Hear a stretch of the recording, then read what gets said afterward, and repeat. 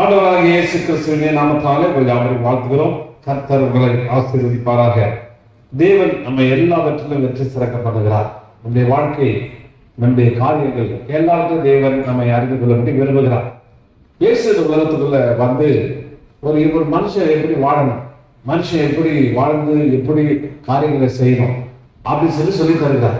இயேசு பாத்தீங்கன்னா நிறைய பேரு ரோல் மாடல், இவர் தாங்க ரோல் மாடல், இவர் தாங்க இது அப்படின்னு சொல்லி ஒவ்வொரு ஆட்களை அவர்கள் எடுத்துக்கொள்வார்கள். சில பேர் பார்த்தீங்கன்னா பெரிய ஆக்டர், இவர் தாங்க என் சூப்பர் ஸ்டார் அப்படின்னு சொல்லிட்டு அவர் ஃபாலோ பண்ணுவாங்க. இப்படி பார்த்தீங்கன்னா பலவித காரியங்களை சொல்வார்கள். வாழ்க்கை என்பது என்ன, எப்படி நாம் எதிர்கொள்ள வேண்டும், எப்படி இந்த காரியங்களை நாம் மாற்றி அமைக்க வேண்டும் என்பதை இயேசுவை தவிர யாராலும் இந்த உலகத்தில் சொல்லி தரவே முடியாது. இயேசுதான் முன்மாதிரி. இயேசுடைய காரியத்தை, இயேசுடைய விஷயத்தை ஒரு மனுஷன் பின்பற்றுவானால் அவன் எவ்வளவு காரியத்தை, எவ்வளவு பிரச்சனையும் சமாளிக்க முடியும், எல்லா காரியம் எப்படி வெளியில வர முடியும் என்பதை அழகாக சொல்லி தருகிறார். அப்ப அதை தெரிஞ்சுக்கணும்னா நீங்க வேதத்தை படிக்கணும். வேதத்தை படிச்சு அதிகமா தியானிக்கும் போது மாத்திரம்தான் இந்த காரியங்கள்லாம் தெரியும். அல்லேலூயா. நல்லா கவனிங்க. ஒருத்தர் கேட்ட வாழ்க்கை எப்படிங்க போதும், அவர் சொன்னாரோ இலையில ஊத்துன ரசமா இருக்குதுங்க, எங்க போகுதுன்னே தெரியலங்க, அது ஒரு டைரக்ஷன்ல ஓடுதுங்க அப்படின்னு அவர் சொன்னார்.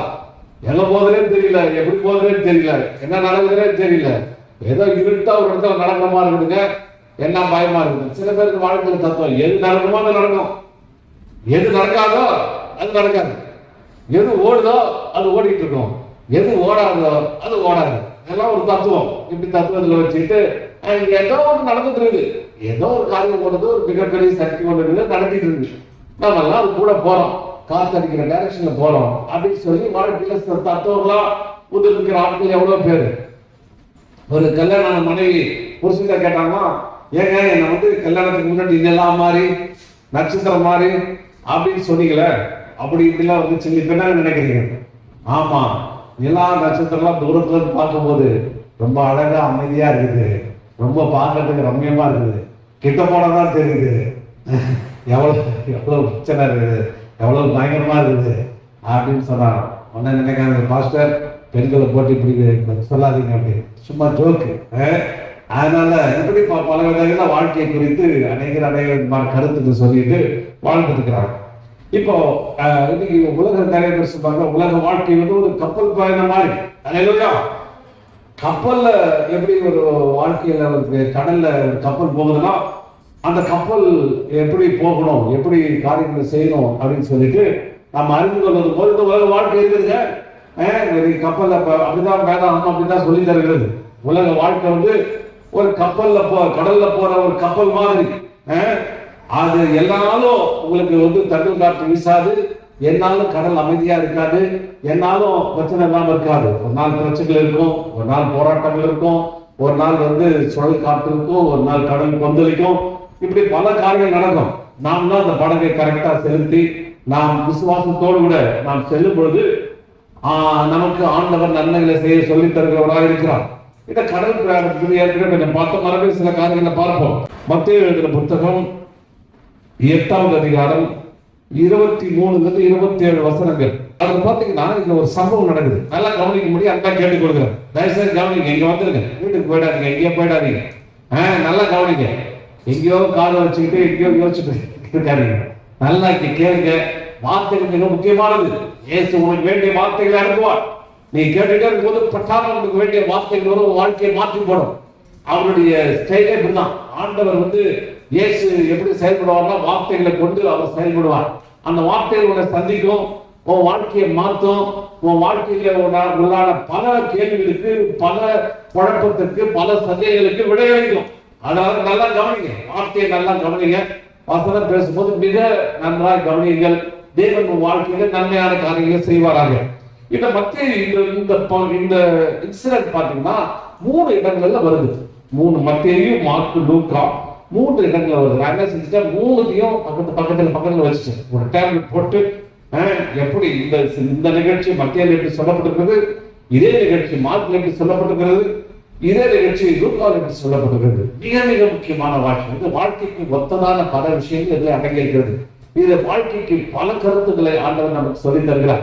இயேசு பாத்தீங்கன்னா வார்த்தை போதிக்கிறது மாத்திரமல்ல, செயல்படுத்தி காமிக்கிறார். உலகத்துல யாராலும் இது செய்யவே முடியாது. யாராலும் கூடவே வந்து உங்க கூடவே இருந்து உங்க வாழ்க்கையை அப்படியே நடத்தி காமிச்சு அவர் முன்னாடி நின்று நடத்தி, இப்படிதான்பா வாழணும், இப்படிதான்பா உன்னை பேரை கொண்டு வருவேன், இப்படித்தானே உனக்கு செய்வேன் அப்படின்னு சொல்லி தந்த ஒரு தெய்வம் இருக்குமானால் அது ஆண்டவராக இயேசு கிறிஸ்து மாத்திரம்தான். உலகத்துல யாரும் எப்படிப்பட்ட ஆள் இப்படிப்பட்ட காரியங்களை சொல்லி தந்ததே இல்லை. அவர் நிரூபிச்சதுமே இல்லை. அவர் ஜெயித்த தேவன். அவர் ஜெயித்த தேவன். நான் ஜெயிச்சப்பா, வாழ்க்கையை நடத்தி காமிக்கிறப்பா, நான் எப்படி நடத்தணும், வாழ்க்கை எப்படி நடத்தணும் அதே விதத்துல நான் கூட வந்து நடத்தி காமிப்பேன்.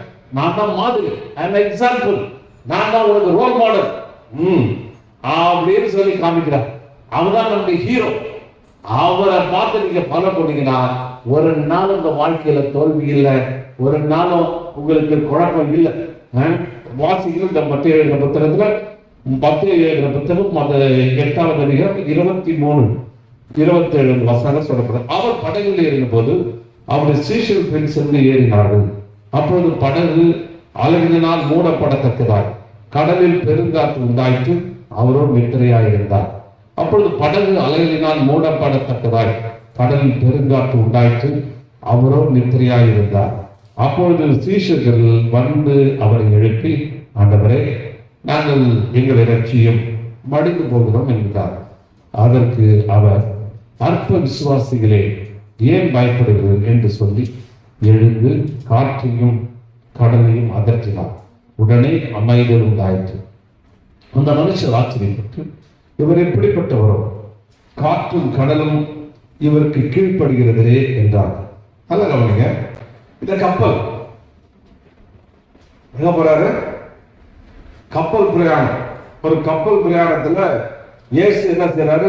ஊழியத்தை முடிச்சுட்டார். ஊழியத்தை முடிச்சுட்டு அடுத்த நாள் அடுத்த இடத்துக்கு போகணும்.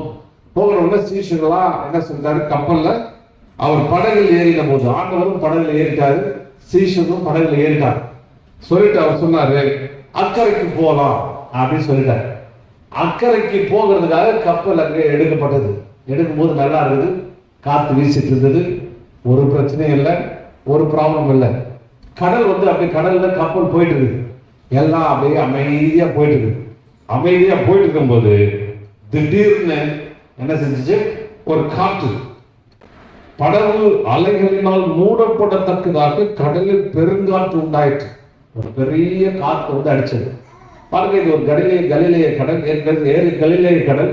அந்த கடலுடைய பூலோக அமைப்பு எப்படின்னா சுத்தி மலைகள் இருக்கும். அந்த கடலுடைய அந்த காரியமே சுத்தி மலைகள் இருக்கும். இந்த கலிலேய கடல் என்பது ஒரு ஏரி, 13 கிலோமீட்டர் நீளம் கொண்ட ஒரு ஏரி. அந்த ஏரிக்கு தண்ணி எங்கேருந்து வருதுன்னா, அங்க யோர்தான் நதியிலிருந்து ஒரு யோர்தான். அந்த யோர்தான் செய்து கிட்டத்தட்ட 1300 மீட்டர் கடல், மிக உயரத்திலிருந்து அந்த கடல் தண்ணி வருது. நாங்க போய் பார்த்துருக்கோம். அப்படியே ஒரு பெரிய மலையில இருந்து தண்ணீர் அப்படியே பிச்சுட்டு வருது. அது அங்கிருந்து அவ்வளவு ஸ்பீடா வந்து இந்த ஏரியில நிரம்பி அதுக்கப்புறம் போயிட்டு சவக்கடல்ல போயிட்டு அது அதோட பினிஷ் ஆயிடும். எல்லா கடலும் எல்லா தண்ணியும் எல்லா கடலும் பார்த்தீங்கன்னா போய் ஒரு கடல்ல ஒரு சங்கமாகும், பெரிய கடல்ல சங்கமாகும். இது சவக்கடல் என்று சொல்லுகிற ஒரு இடத்துல போய் அது இதாயிட்டு அதோட முடிஞ்சு போயிடுது. அதோட மேட்ரு முடிஞ்சிச்சு. சரி, இப்போ முதல்ல கடல்ல பிரயாணம் அக்கறைக்கு போகும் வாருங்கள் என்று சொன்ன போது அவங்க எல்லாம் ஏறி கடல்ல உட்காண்டாங்க. திடீர்னு காத்து, அந்த பூகோள அமைப்பின்படி அந்த ஏரியில கடலுக்கு பல தன்மைகள் வெளிப்படும். அங்க கடல் பொங்கும், வேற ஏதாவது பல இடத்துல போட்டுருது, கடல் பொங்கினது அப்படின்னு போட்டுருது. அப்புறம் அலைகள் எழுந்து போட்டியே மூடுற அளவு அலை அபசமா ஹைட்டுக்கு 6 உயரத்துக்கு எழுந்துச்சு. எப்ப சொல்றாங்க, ஐயா கடல்ல போற மாதிரி இருக்குதுயா, திடீர்னு காத்து அடிச்சா தூக்கி மேல போறோம், ஐயோ போச்சு வாழ்க்கை, அவ்வளவுதாங்க, திருப்பி டவுன் கீழே வந்துடுறோம், திருப்பி போறோம். இப்படி எங்க வாழ்க்கை கடலால் அலைபடுற மாதிரி வாழ்க்கை இருக்குது. எங்களால் என்ன செய்யுதுன்னு தெரியல, போராட்டமான வாழ்க்கையில வாழ்ந்துட்டு இருக்கிறோம், குழப்பமான வாழ்க்கையில வாழ்ந்துட்டு இருக்கிறோம் அப்படின்னு இருக்கிறீங்க. ஆண்டவர் அதுக்கு முற்றுப்புள்ளி வைக்கிறார். எப்போ உன் போராட்டத்துக்கு முடிவு உண்டு, உன் குழப்பத்துக்கு முடிவு உண்டு. நீ உன்னை கொந்தளிக்கிற அந்த கடலையினால நடத்த முடியும்.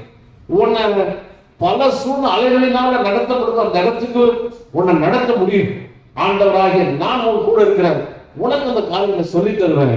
உனக்கு அந்த காரியங்களை எப்படி ஜெயிக்கும் என்று கற்றுத் தருவேன் என்று ஆண்டவராக இயேசு நாம சொல்லி தருகிறார். அதனால ஆழ்ந்து இவர்களை யோசிக்கும் பொழுது நம்மளால ஜெயிக்க முடியும். ஆமென்.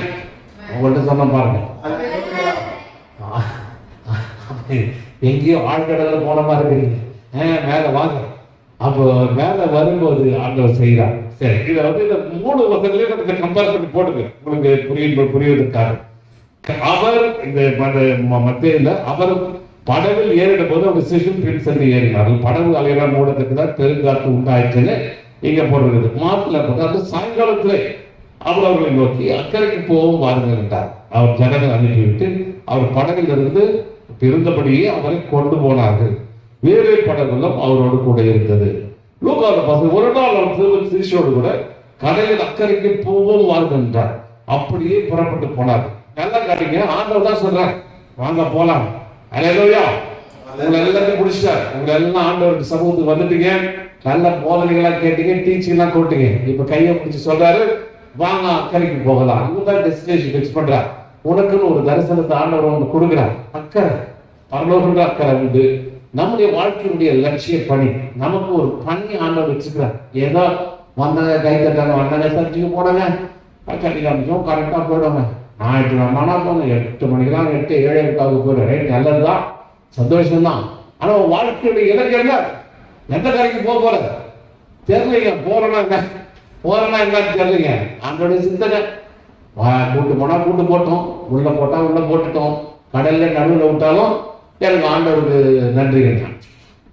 அது சில பேர் வந்து கிறிஸ்துவத்தை வந்து தலைவிதி கொள்கை மாதிரி யூஸ் பண்றது. சில புறஞ்சாதிகள் என்ன சொல்லுவாங்க, எல்லாம் தலைவிதிங்க, எது விதி நடக்குதோ அது விதி அப்படிதானே நடக்கும், அந்த விதிப்படி விட்டுருவாங்க. அது நடக்குதா நடக்கட்டும், ஓடுனா ஓட்டும், உட்கார்ந்தா உட்காந்துருங்க, அப்படிதான் காட்டுங்க. சில பேர் சொன்ன என்னங்க உங்களுக்கு வியாதி, அது சுகர் வந்துச்சுங்க, ஆண்டவர் கொடுத்தாருங்க. ஏப்பா சுகர் வந்து பாவம், இவருக்கு ஏதாவது பாவம் பிரச்சனை கொடுக்கணும்னா அவர் சுகர் கொண்டாந்து கொடுக்கலாரா?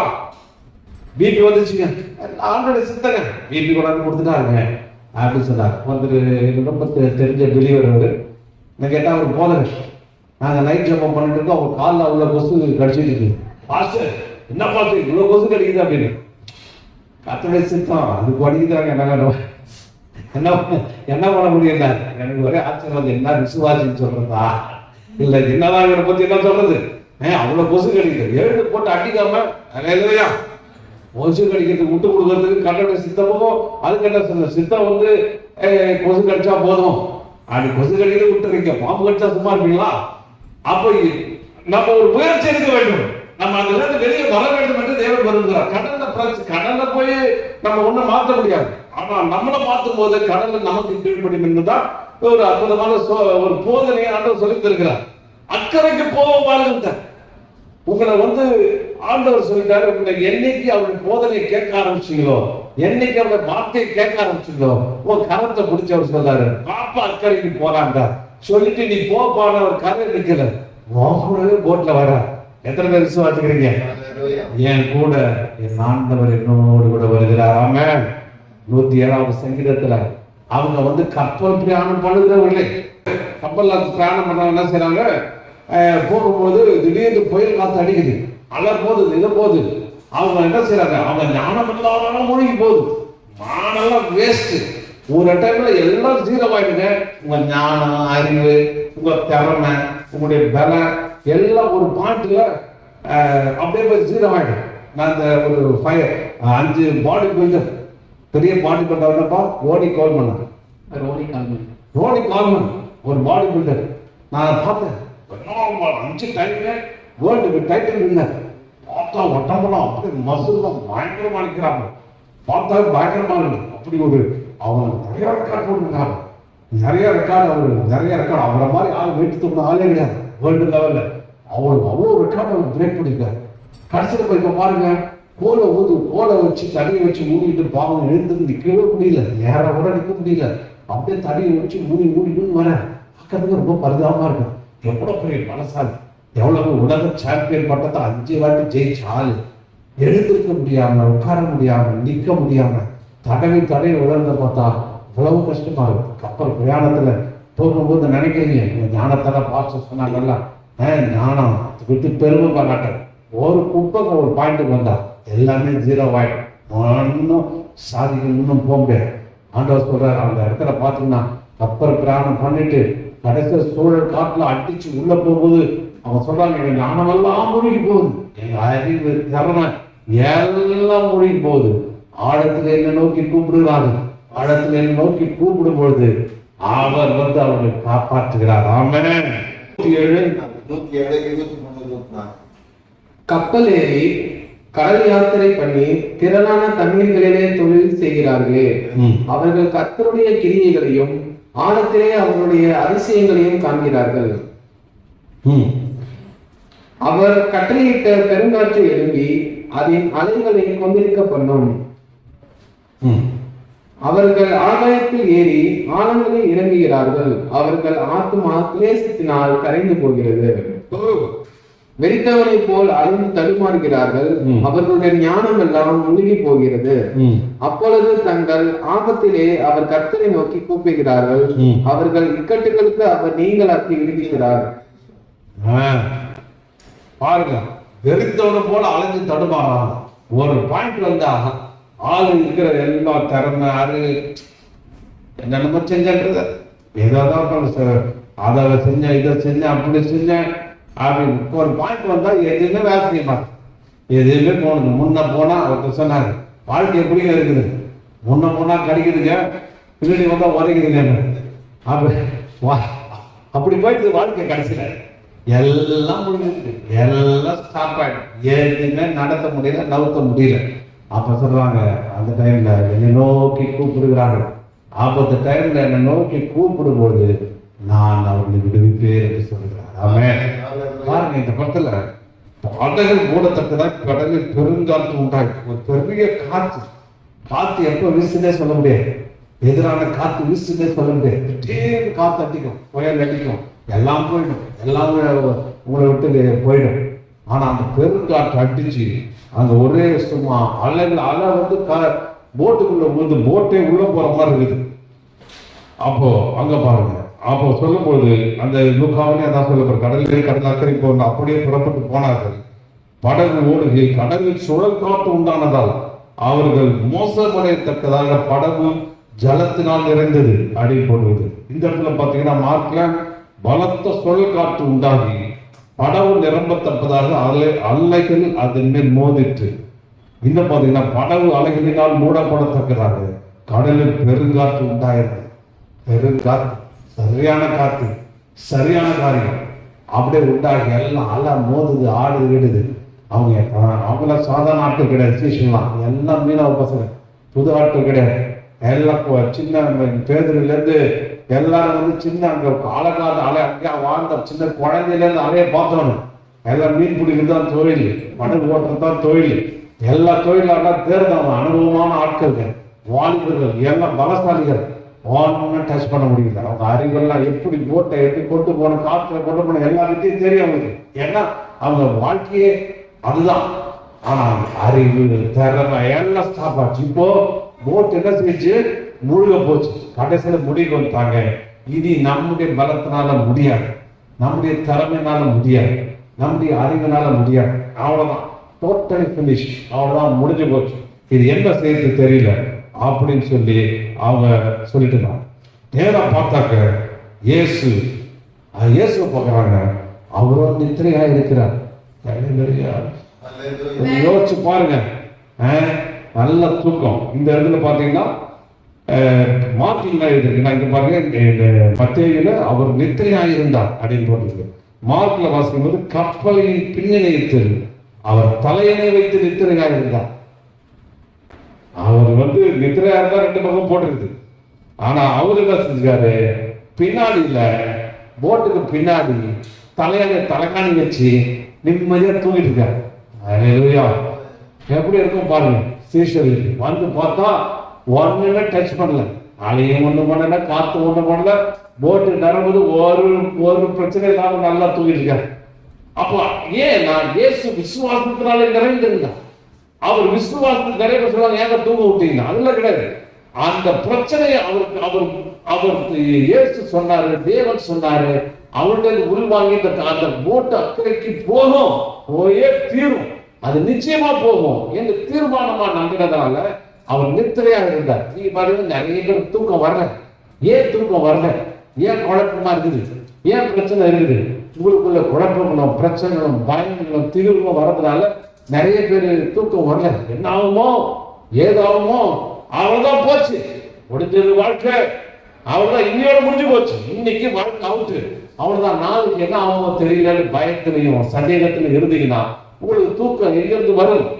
அதனால தூங்கிட்டு சொல்ல அந்த அந்த தூக்குற வேலை, இரவில் வேலை, நித்திரையா இருக்கிற நேரத்துல நித்திரையா இருக்கிற காரணம் என்ன? இருந்த விசுவாசத்தினால இருந்தது. கர்த்தருடைய வார்த்தையிலே அவர் ரெஸ்ட் பண்ணிட்டு இருந்தார். பழைய ஏற்பாடுல பல இடங்கள் நானே அமர்ந்திருந்து தேவன் என்று அறிந்து கொள்ளுங்கள், அமர்ந்திருங்கள், உங்களுடைய இருதயத்தை கண்ட்ரோல் பண்ணுங்க. விசுவாசம் என்கிற மாபெரும் வல்லமை, விசுவாசம் என்கிற மாபெரும் சக்தி, விசுவாசம் என்ற ஒரு அற்புதமான வல்லமையை நாம் தேவனிடத்தில் பெற்றுக்கொள்வோம்னால் நம்முடைய இருதயம் கலங்காது, நாம் நிம்மதியா தூங்க முடியும், நம்மள சரியான நேரத்தில் தூங்க முடியும், சரியானதை செய்ய முடியும். அப்பேற்பட்ட காரியத்தை அவர் வைத்திருக்கிறார். அது மாத்திரமல்ல, அவர் பின்னாடி தூங்கிடுவார். ரோட்ல பாத்தீங்கன்னா அந்த ரெடார் ஒன்று இருக்கும், அந்த ரெடார் வந்து பின்னாடி தான் இருக்கும். அது வந்து அதை லாக் பண்ணுவாங்க, அப்படியே செலுத்துறத மாத்தி மாத்தி இது பண்ணுவாங்க. பாருங்க, அவரு அந்த ரெடார், அந்த கண்ட்ரோல் அவர்தான் இருக்குது. உன் வாழ்க்கையை நடத்துற ஒரு கண்ட்ரோல், உன் வாழ்க்கையை நடத்துகிற ஒரு சரியான பொசிஷன்ல ஆண்டவர் இருக்கிறார். சரியான இடத்துல ஆண்டவருக்கு கொடுங்க, ஆண்டவருக்கு அந்த இடத்துல உட்கார வைங்க. ஆண்டவங்க வாழ்க்கை படக அற்புதமா நடத்துவாரு. அது போய் சேர்ந்தே தீரும். நீங்கள் அக்கறைக்கு போய் சேர்ந்தே தீருவீர்கள். ஆமென். அக்கறைக்கு போய் நீங்க அதை நடந்தே தீருவீர்கள். இந்த மார்க் அதிகாரத்தை 5வது அதிகாரம் பார்க்கும்போது மார்க்ல ஒரு பெரிய மார்க் அங்க போய் லேகி ஒன்னைக்கு சுகமாக்குறான். அந்த கதைதான் நீங்க பைபிள்ல வாசிச்சா தெரியும். அந்த 5வது சாப்டர்ல வாசிக்கும் பொழுது அவர் பறையிலிருந்து இறங்கி நான் ஒட்டனேன். அங்கே கல்வரையில் இருக்கிற ஒரு மனுஷன் ஓடி வருது. ஒரு மிகப்பெரிய ஊழியத்தை ஆண்டவர் அடுத்த நாளை நிறைவேற்ற வேண்டும். அந்த 4000 பிசாசுகள், ஒரு லேகியோட பிசாசு. நான் என்ன சொல்ல வரேன்னா, இந்த காற்று நியூமா என்கிற காற்று நமக்கு எதிரான காற்று, நம்மை விழத்தெழுந்த காற்று, பிசாசு, அசுத்த ஆவிகள் அடுத்த ஊழியத்தை நிறுத்தும்படி, தொடர்ந்து ஊழியத்தை கொண்டு போகாதபடி அக்கறையிலே வைக்கப்பட்டிருக்கிற ஒரு பெரிய ஊழியத்தை செய்யும்படி, அதை நிறுத்தும்படி சத்துரு அங்கே போராடுகிறான். காற்றை அவன் அனுப்பு, காற்று மூலியமா அங்கே தடுத்து நிறுத்துகிறான். நிறுத்த உடனே அவங்க முடிவு கட்டுட்டாங்க. யார் முடிவு கட்டுறது? இந்த போட்டு அக்கறைக்கு போறது இல்ல, இது எங்க போகுது? கடப்பாறை நீச்சல் உள்ளதான் போகும்போது டிசைட் பண்ணிட்டார். என்ன சொல்றாங்க பாருங்க. அவர் அப்போது சீஷர்கள் அவரை எழுப்பி, ஆண்டவரே எங்களை ரட்சி, மடிந்து போகிறோம். டிசைட் பண்ணிட்டார். எப்பாட்டுக்கு போட்டு நேரா போவாதியா, அக்கறைக்கு போவார். இது ஒரு விதமான விசுவாசம். இது எதிர் விசுவாசம். எந்த விசுவாசம் தான்? அக்கறைக்கு போவோம் என்கிற விசுவாசம். இது கடலின் ஆழத்துக்கு போவோம் என்கிற விசுவாசம். அப்போ நாங்கள் மடிந்து போறோம். டிசைட் பண்ணிட்டாங்க, நான் செத்து போறோம், அவ்வளவுதான், நாங்க சாவு போறோம், முடிஞ்சு போச்சு. அத்தனை பேரும் சாவு போறோம், அத்தனை பேரும் லைஃப் முடிஞ்சு போச்சு, சாப்டர் க்ளோஸ்டு அப்படின்னு சொல்லிட்டாங்க. இயேசு சொன்ன வார்த்தையை மறந்துட்டாங்க. இயேசு அக்கறைக்கு போவோம் வாருங்கள் அப்படின்னு சொன்ன அந்த வார்த்தை, இவர் கூட இவ்வளவு அற்புதத்தை பார்த்து, இவ்வளவு அதிசயத்தை பார்த்துட்டு, இவ்வளவு காரியங்களை பார்த்துட்டு, கடைசியில இவங்க எல்லாத்தையும் மறந்துட்டு ஜெபம் இப்படி போயிடுச்சு, ஆண்டவரே நாங்க சாவ போறோம், முடிஞ்சு போச்சு, எங்களை ரட்சியும் அப்படின்னு சொல்லி அவங்க கேட்கிறாங்க. உடனே அவரை நோக்கி, போதகரே நாங்கள் மடிந்து போகிறோம், நல்ல போதகரே, நல்ல டீச்சிங் எல்லாம் கொடுத்தீங்க, நாங்க டிசைட் பண்ணிட்டாங்க, வாழ்க்கையை நீங்க தீர்மானிக்க கூடாது, நீங்க தவறான தீர்மானம் நீங்க எடுத்துறீங்க, தவறான தீர்மானம், கீழே சாவு போறோம், முடிஞ்சு போச்சு, அவ்வளவுதான், என் லைஃப் முடிஞ்சு போச்சு, அவ்வளவுதான், முடிஞ்சு போச்சு, இப்படிதான் இருக்கும், இப்படிதான் இருக்கும், இப்படிதான் இருக்கு லைஃப், அப்படியே இழுத்துட்டே போக வேண்டியதாங்க கடைசி வரையும் அப்படின்னு இழுத்துட்டு போய் நீங்க முடிச்சிட்டீங்கன்னா, அதுக்கப்புறம் அதுல ஒரு வார்த்தை இல்ல, தேவன் உங்களை அக்கறைக்கு உங்களை கொண்டு போய் சேர்த்தே தீர்வார். சொல்லும் பொழுது, ஐயரே ஐயரே மடிந்து போகிறோம் என்று அவர் எழுப்பினார். அனைவரே செத்து போறோம், எழுப்புறாங்க, நீங்க போயிட போறீங்க, எழுந்து நீத்து ரிச்சார்ஜ் பண்ணலாம்னு போய் எழுப்புறாங்க. எழுப்பின உடனே அவர் எழுந்து, அதற்கு அவர் பாருங்க, மார்க்ல மத்தியில் சொல்லப்படுறது, அற்ப விசுவாசிகளே ஏன் பயப்படுகிறீர்கள்? தூங்க வரலைங்க, நைட்டு எல்லாம் குழப்பமா இருக்குன்னா யார் நீங்க? அப்போ அவ்வளவுதான் செத்து போறோம் இது போறோம் சொன்னீங்களா? நீங்க அற்ப விசுவாசிகள், அற்ப விசுவாசிகள் ஏன் பயப்படுங்கள் என்று சொல்லி எழுந்து காற்றையும் கடலையும் அதட்டினார். உடனே அமைதல் உண்டாயிற்று. எழுதுறாரு, எழுந்து காற்றையும் கடலை பார்த்து அதட்டுறார். பயப்படுது. ஏன்பா பயப்படுற? இதுல பாத்தீங்கன்னா அவர் எழுந்து காற்றை அதட்டி கடலை பார்த்து இறையாது அமைதலாயுது என்றார். அப்பொழுது காற்று நின்று போய் மிகுந்த அமைதல் உண்டாயிற்று. அவர் எழுந்து, லூக்கால பார்த்தீங்கன்னா அவர் எழுந்து காற்றின் ஜலத்தின் கொந்தளிப்பையும், இந்த பார்த்தீங்கன்னா ஜலம் கொந்தளிக்கும் அப்படியே சும்மா கூடுது கடல். உடனே அவர்கள் நின்று போய் அமைதல் உண்டாயிற்று அப்படின்னு சொல்றாரு. அதாவது இயேசு எழுந்து முன்மாதிரி கத்துத்தர ஏற்றார். என்ன பண்ணணும், இந்த பிரச்சனை பத்தில என்ன பண்ணணும், இந்த சூழ்நிலை பத்தில என்ன பண்ணணும், நீ எதை செய்யணும் அப்படின்னு சொல்லித்தரார். அந்த தெய்வ தன்மையை அவர் வெளிப்படுத்துகிறார். ஒரு வசனம் வாசிப்போம். சங்கீதத்தின் புத்தகம் 106:9 அவர் சிவந்த கடலை அதட்டினார், அது வற்றி போனது. காய்ந்த தரையில் நடக்கிறது போல அவர் ஆழங்களை நடக்க செய்தார். சிவந்த அதட்டினார். என்ன பண்ணாரு? ஐயோ பிரச்சனை வந்துச்சு, பிசாசு வந்துச்சு, அவ அதட்டணும். சூழ்நிலையை பார்த்து அதட்டுறதுக்கு கத்துற. கவனிங்களா? என்ன சொன்னா, போய் புலம்ப சொல்ல, போய் ஐயோ அம்மா நீ ஒட்டி ஆயிடுச்சுங்க அடாச்சு இதாச்சு சொல்லிட்டு புலம்ப சொல்ல, சூழ்நிலையை பார்த்துட்டே சொல்றாரு, அதட்ட சொல்றாரு. செங்கடலை பார்த்து அவன் சிவந்த சமுதிரத்தை அதட்டினா என்ன சொல்றது? கோபத்துல கத்துனா. அதட்டுறதுனா ஆங்கிரி, பயங்கர கோபம். நிறைய பேர் கோபம் ஒவ்வொருத்தர் மேல வந்துடும். இந்த பிரச்சனைக்கு இவன் தான் காரணம், அவன் தான் காரணம். ஆண்டவருக்கு அப்படியே ரியாக்ட் பண்ணி காண்கிறார். உங்களுக்கு ஒரு கோபம் வரணும், சூழ்நிலையை பார்த்து கோபம் வரணும், வெறுப்பு வரணும். இது எனக்கு நேரக்கூடாது, இது எனக்கு நடக்கக்கூடாது, எனக்கு இது சம்பவிக்க கூடாது அப்படின்னு அதட்டுகிற ஒரு கோபத்துல கத்துகிற, அதை கண்ட்ரோல் பண்ணுகிற ஒரு காரியத்தை வேணும். இது அதட்டுறது பாத்தீங்கன்னா மத்தேயு 17:18 சொல்றா, இயேசு பிசாசை அதட்டினார். உடனே அதை விட்டு வெளியே போனது. அந்நேரமே அந்த இளைஞன் குணமான. பிசாசை பார்த்தா நிறைய பேர் பார்த்துட்டு, ஆண்டவரே பிசாசு பிடிச்சிருக்கு, ஆண்டவரே எனக்கு காப்பாத்துக்கு, ஆண்டவரே கண்ணை வைக்க மாட்டீங்களா, எனக்கு ஹெல்ப் பண்ண மாட்டீங்களா,